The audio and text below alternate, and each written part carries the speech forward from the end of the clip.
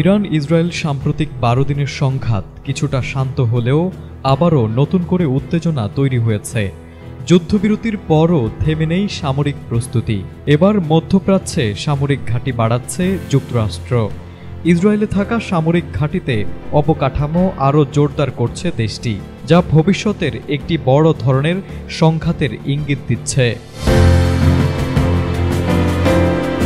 British সংবাদ মাধ্যম middle East Eye জানিয়েছে, যুক্তরাষ্ট্র ইসরায়েলে ব্যাপক সামরিক অবকাঠামো গড়ে তুলছে। এই অবকাঠামোর মধ্যে রয়েছে বিমান ঘাঁটি, গোলাবারুদের গুদাম, জ্বালানি সরবরাহ কেন্দ্র ও যুদ্ধবিমানের হ্যাঙ্গার। এসব প্রকল্পের খরচ ইতোমধ্যে 25 কোটি মার্কিন ডলার ছাড়িয়ে গেছে।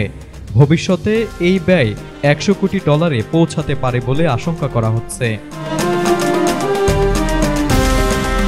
ইসরায়েলের এক সংবাদ মাধ্যম জানিয়েছে, এসব নির্মাণ প্রকল্প বাস্তবায়নের জন্য যুক্তরাষ্ট্রের সেনাবাহিনীর প্রকৌশল বিভাগ স্থানীয় ঠিকাদারদের আহ্বান জানিয়েছে। প্রকল্পগুলো জুনে শুরু হওয়ার কথা ছিল, তবে ইরান ইসরায়েল সাম্প্রতিক সংঘাতের কারণে তা পিছিয়ে দেওয়া হয়। এই প্রকল্পগুলোর বড় অংশের অর্থ আসছে যুক্তরাষ্ট্রের বৈদেশিক সামরিক সহায়তা তহবিল থেকে। এই তহবিলের আওতায় ইসরায়েল প্রতি বছর পায় 380 কোটি ডলার।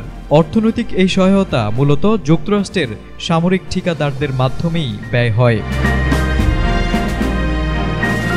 এর আগেও যুক্তরাষ্ট্র ইসরায়েলে সামরিক ঘাঁটি তৈরি করেছে। 2012 সালে তারা গোপন 911 নম্বর স্থাপনা তৈরি করেছিল। সব মিলিয়ে যুদ্ধ থামলেও প্রস্তুতি বন্ধ নেই। আর এই প্রস্তুতি মধ্যপ্রাচ্যের ভবিষ্যৎ নিরাপত্তা পরিস্থিতিকে আরও জটিল করে তুলছে। News desk, ATN Bangla.